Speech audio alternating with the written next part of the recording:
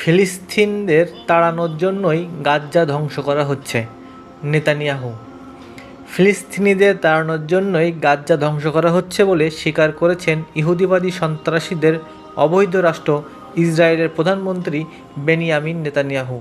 তিনি বলেন, আমরা গাজ্জায় আরও বেশি বাড়িঘর ধ্বংস করছি, যাতে ফিলিস্তিনিরা ফিরে যাওয়ার মতো কিছু না পায়।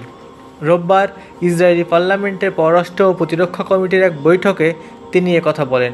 ওই বৈঠকে কথোপকথনের কিছু অংশ ইসরায়েলি সংবাদ মাধ্যমে ফাঁস হয়েছে। নেতানিয়াহু বলেন, আমাদের পরিকল্পনার একমাত্র ফলাফল হলো ফিলিস্তিনিরা গাজ্জা ছেড়ে অন্যত্র চলে যেতে বাধ্য হওয়া। এখন আমাদের প্রধান সমস্যা হচ্ছে এমন কোনো দেশ খুঁজে পাওয়া যাচ্ছে না যারা তাদের গ্রহণ করবে।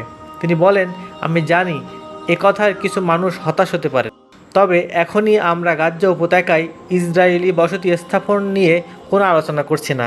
তিনি আরও বলেন, আমেরিকা গাজ্জা উপত্যকার প্রশাসন দখলের পরিকল্পনায় আগ্রহী রয়েছে।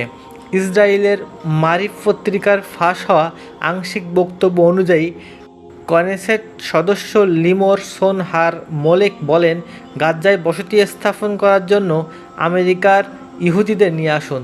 এতে এক ডিলে দুই পাখি মারা যাবে।